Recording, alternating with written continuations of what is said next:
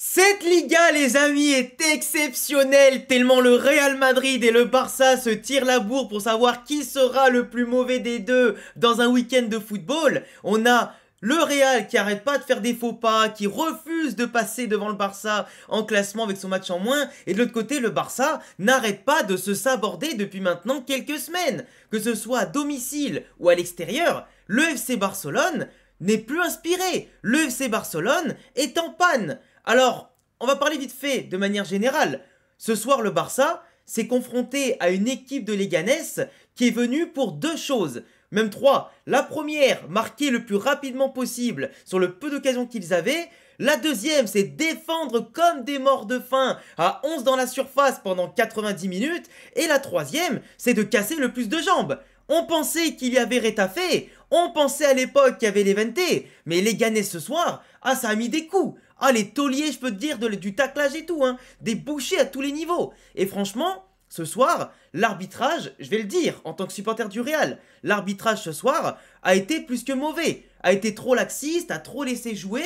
C'est vrai que le Barça a eu à chaque fois l'avantage du ballon, continuer les actions pour centrer, pour tirer, etc. Du coup, l'arbitre sifflait pas. Mais au bout d'un moment, faut donner les cartons jaunes. Parce que si tu haches le jeu, que t'empêches pas l'adversaire au bout de la 4e, 5e faute de faire des fautes, forcément, si tu leur mets pas la sanction au-dessus de la tête, comme l'épée de Damoclès, de prendre un carton jaune et un deuxième carton rouge, après derrière, enfin un deuxième carton jaune puis un carton rouge, forcément, eux ils vont continuer. Et pour moi, le jeu ce soir, il était vraiment pas beau à regarder jouer. Et c'est ça le problème, c'est que là, on a passé l'action, l'intensité au-dessus du jeu. Et malheureusement, je trouve que l'arbitrage n'a pas été bon sur ça. Par contre, là où les supporters du Barça qui m'écoutent, et même l'ensemble des supporters de foot qui m'écoutent ce soir, c'est que là, un petit peu comme le Real hier sur le terrain du Rayo, on ne peut pas justifier la mauvaise prestation de son équipe par un arbitrage. Là, au-delà de l'intensité adverse, comme le Real a connu contre le Rayo, le penalty pas sifflé sur Vini, sur Arda Güler, etc., les deux équipes, le Real et le Barça, n'ont pas été ultra inspirés. Là, tu avais tous les moyens du monde de remonter le score et tu l'as pas fait. Au bout d'un moment, tu peux t'en vouloir que par toi-même quand tu rates des occasions, même au 6 mètres ou au 10 mètres. Et forcément, même si l'arbitrage et l'agressivité adverse peuvent y jouer, globalement, c'est à toi-même que tu dois en vouloir. Avant tout, en premier lieu, car je le répète, quand tu es le Barça et le Real, ton meilleur ennemi, c'est toi-même de base. En tout cas, on est d'accord. Mais l'équipe aujourd'hui qui se satisfait de ce week-end, évidemment, c'est l'Atlético de Madrid. On en a parlé l'autre jour avec le journal du Real. L'Atlético Madrid sera peut-être le poil à gratter le plus important de cette saison. Avec une équipe qui se trouve enfin, qui offensivement parlant se débrouille bien, qui défensivement est la meilleure défense de Liga et qui gagne des points depuis maintenant 11 matchs consécutifs.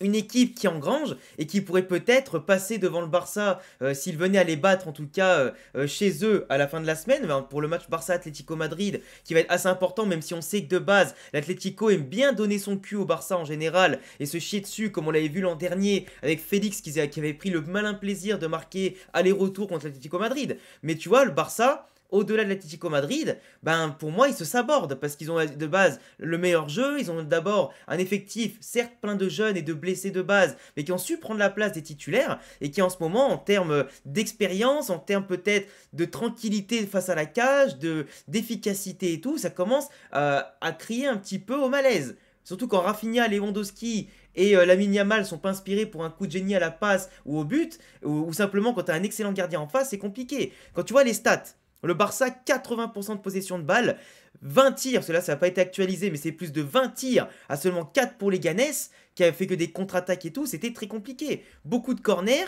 là j'ai pas la stat des fautes, mais elle doit être énorme. Et par contre, tu vois, les Leganés, ça fait même pas un quart, voire un cinquième des passes du Barça. C'est extrêmement peu, comme je vous l'ai dit.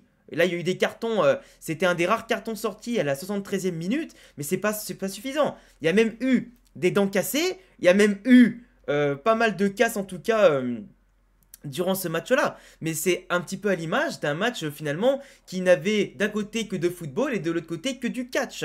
Et c'est un petit peu dommage quoi. En tout cas le Barça qui perd à domicile encore une fois contre une équipe beaucoup plus faible, qui montre que voilà l'ancien, même si là c'est pas le Camp Nou mais à Montjuïc, c'est pas finalement le maître d'œuvre général de là où ils peuvent être rois, c'est pas l'antre en général qui faisait trembler les adversaires. Pourtant là au niveau de l'équipe, là t'avais Eric Garcia qui avait remplacé Pau Cubarsí et qui avait peut-être besoin de se reposer, on sait pas. T'avais un Lamine Yamal qui était quand même bien en place, Pedri pareil. Alors je sais pas qui c'est qui a fait ses compositions sur Eurosport. Là, parce que là j'ai fait screen tout à l'heure, j'ai pas regardé, mais là c'est un petit peu tout inversé. Mais globalement, on avait quand même le trio Casado, Olmo, Pedri, dont Olmo qui n'est pas aussi rayonnant qu'en début de saison et qui fait vraiment aujourd'hui, alors je vais pas dire tâche au milieu de Pedri et Olmo et Casado pardon, qui sont partout, qui récupèrent, qui organisent, vraiment qui sont magnifiques à voir jouer, qui cassent des lignes, qui apportent énormément par leur déplacement et leur activité. Mais Olmo en ce moment, il n'est pas le sauveur Olmo qu'on a vu au début de saison. Et depuis sa blessure, c'est vrai qu'il a perdu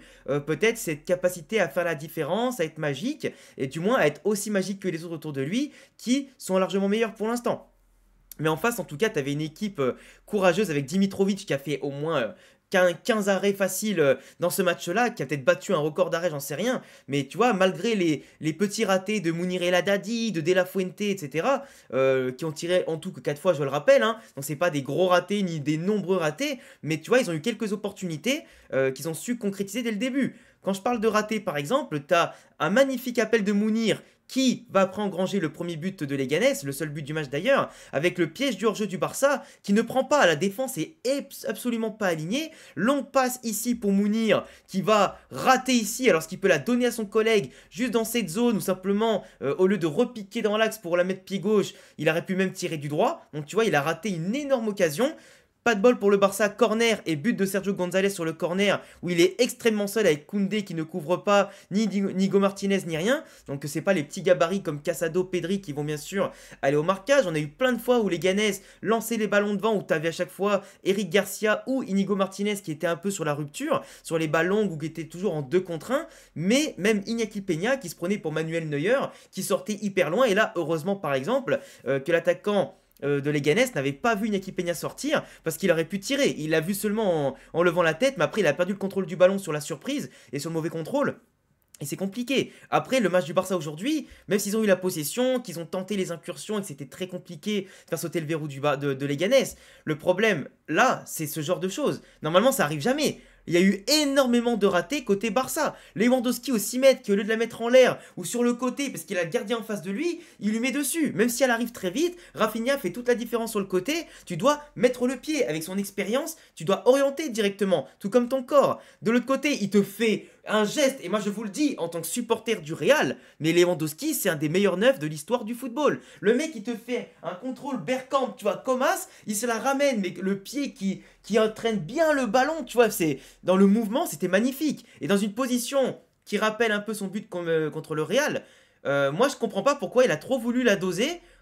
Alors que là, tu dois, quand t'es Lewandowski, limite mettre toute ta frappasse, la cadrer dedans et la mettre en lucarne. Là, il avait le choix. Après, il a tenté la finesse, mais face à un Dimitrovic qui était déjà sur ses appuis. Contrairement contre le Real, Lunin n'était pas sur les appuis. Il était mal amené. Il n'avait pas pu avoir la balle. Mais là, Dimitrovic, il l'a eu comme un héros. Tout comme Rafinha ici, qui met une frappe sur la barre, un peu déviée, je crois, par Dimitrovic. Donc tu vois, le Barça, ils ont essayé de passer surtout dans l'axe du terrain, mais là où c'était le plus bouché. Ils n'ont pas trop essayé de percuter sur les côtés, malheureusement, parce que ça coulissait bien, parce que ça fermait justement les tentatives de verticalité pour le Barça, qui à chaque fois qu'ils allongeaient, c'était trop long, trop compliqué à prendre. Et forcément, les Leganés s'en frisaient les moustaches et étaient installés comme dans un fauteuil avec le café à la main. Et franchement, c'était un petit peu criant. Tu voyais les Leganés aussi, qu'ils avaient un gros pressing, mais surtout dans leurs 20-25 derniers mètres. Ils n'allaient pas chercher le Barça dans les 40, 45 ou 50 mètres, mais toujours dans leurs propres 20, 25, 30 mètres. Ce qui faisait qu'à chaque fois, ils étaient à 2 sur le porteur du ballon. Directement, ça s'acharnait. Et globalement, il y avait pas beaucoup de fautes, du moins selon l'arbitre, parce que comme je vous l'ai dit en introduction de la vidéo, pour moi il y avait beaucoup de fautes. Là sur ce tacle très dangereux, même si ça touche le ballon, t'as Lamine Yamal qui se tord la cheville. Il a joué 75 minutes environ si je dis pas de bêtises, mais on l'a clairement vu que dans les dribbles, c'était pas ça, qu'il avait du mal à prendre les appuis, qu'il avait du mal à faire la différence, qu'il était moins vif après ce coup. Et franchement, je trouve que Hansi Flick et son staff, même si Hansi Flick était en tribune parce qu'il est suspendu, mais son staff aurait dû le sortir plus tôt. Parce que quand tu as un joueur qui a mal à la cheville, qui fait pas de différence et qui franchement se met en danger contre une équipe comme ça, honnêtement tu le sors parce qu'il était plus dans son match et ça se voyait. Toutes les prises de balles, les passes, les centres, c'était pas pas bien amené du tout. T'as même eu à un moment donné Baldé là qui se fait faucher, t'as même pas de carton jaune. Donc tu vois, comme quoi je te dis pas de conneries, pour moi l'arbitre a vraiment déconné. Même si tu laisses les avantages, il faut quand même au bout d'un moment siffler. C'est normal en fait, c'est normal, ça s'appelle la base quoi. De l'autre côté, t'as les Ganes qui arrêtaient pas d'envoyer des 2 ou 3 ballons devant à chaque fois, qui attaquaient à 2 ou 3. C'était un peu complexe à chaque fois, c'était récupéré par le Barça. Mais derrière, comme je disais, c'est que le Barça a beau récupérer les ballons avec les défenseurs qui pouvaient relancer proprement, que ce soit Inigo Martinez, que ce soit Eric Garcia qui allait écarter sur le côté pour que Koundé puisse rester haut et dédoubler avec Lamine pour apporter des dangers, des centres. Et pareil pour Baldé qui de l'autre côté coulissait et c'était après Koundé qui venait fermer à droite. Donc tu vois, ça coulissait parfaitement côté Barça, ça montait, ça veillait au grain. Ils étaient toujours en supériorité numérique face aux possibles porteurs du ballon adverse sur les longs ballons. Mais derrière, Casado, Pedri qui sont ici, ben, ils étaient trop seuls entre les lignes. Parce que derrière, tous les joueurs du Barça sont trop loin. Ils étaient trop loin. T'as pas de lien ici, t'as pas de lien ici, et malheureusement, ben, face à un bloc qui est regroupé, tu peux rien faire. Et comme je t'ai dit, Olmo ratait souvent ses passes, ratait ses frappes, ratait ses tentatives, et ça aidait pas Pedri et Casado qui, eux, faisaient tout le travail derrière pour le servir dans de bonnes conditions. Même ici, t'as un jeu trop axial. Comment tu peux avoir 3 joueurs ici qui se marchent dessus? Lamine, Rafinha, Pedri. Pedri qui monte, le Rafinha qui dézone de son côté, Lamine aussi, et forcément pour laisser à Koundé qui va centrer. Mais là, t'as pas d'appel, t'as rien. Donc globalement, tout le monde se marche dessus et c'est pas bon.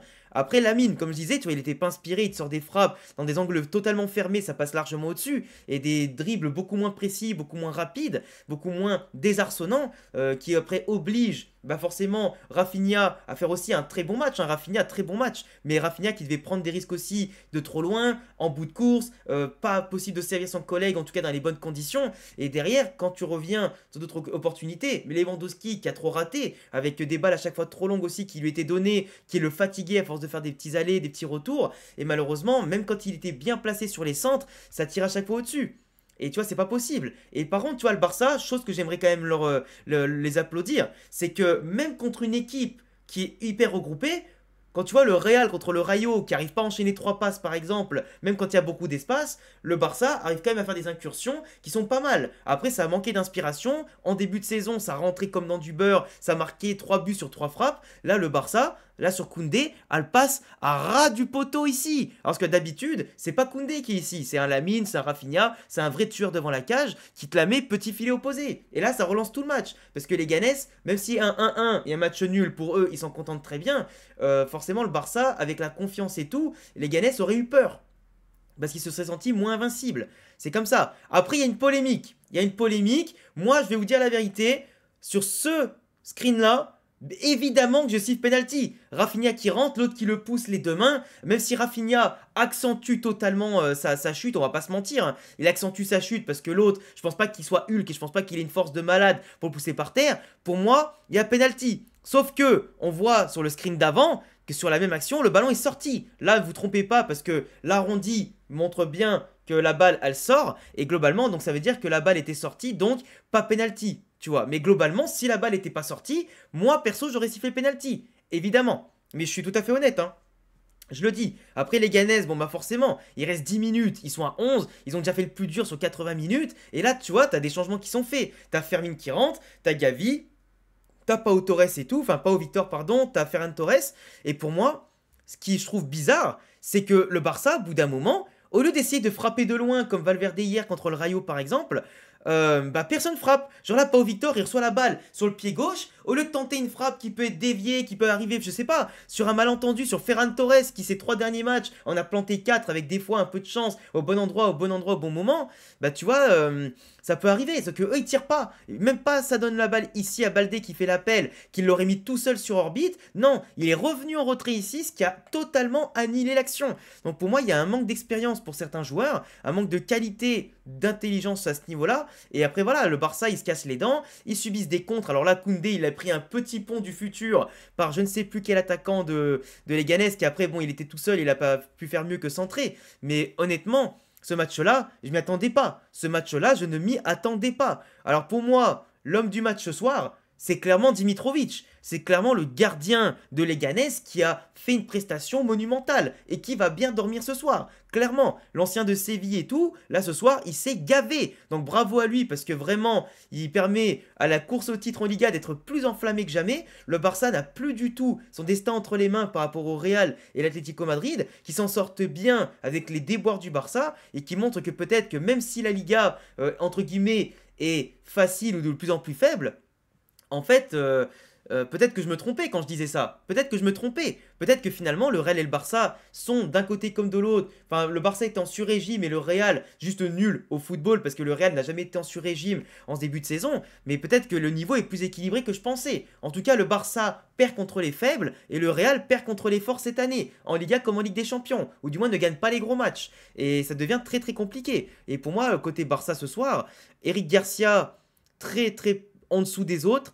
Casado Olmo pour moi c'est Casado et Olmo Casado Olmo pardon. Casado Pedri largement au-dessus avec Rafinha côté Barça. Koundé très bon aussi dans les déplacements même s'il a fait un gros raté. Et après Olmo décevant aussi. Pas comme Garcia, mais quand même décevant. Lewandowski, ben, décevant dans ses ratés, etc. Mais après, voilà, le Barça doit quand même faire mieux. Et Hansi Flick doit resserrer la vis. Mettre plus d'intensité, mettre plus de verticalité. Et les pousser à plus frapper aussi. Et pas rentrer systématiquement dans la cage. Enfin bref, pour moi, le Barça mérite pas de perdre parce que c'est un hold-up, on va pas se mentir, mais ça permet au Real Madrid de souffler après son match nul contre le Rayo, et puis on verra bien comment va finir la course au titre à la fin de la semaine, parce que bon, enfin la semaine prochaine, parce que Atlético, Barcelone et Real Madrid-Séville, ça va être des matchs qui peuvent tout changer avant Noël. Donc j'espère que vous serez présents sur la chaîne pour les deux différents débriefs, et je vous dis à très vite les amis pour de prochaines vidéos. Abonnez-vous, cochez la cloche, et à bientôt. Ciao!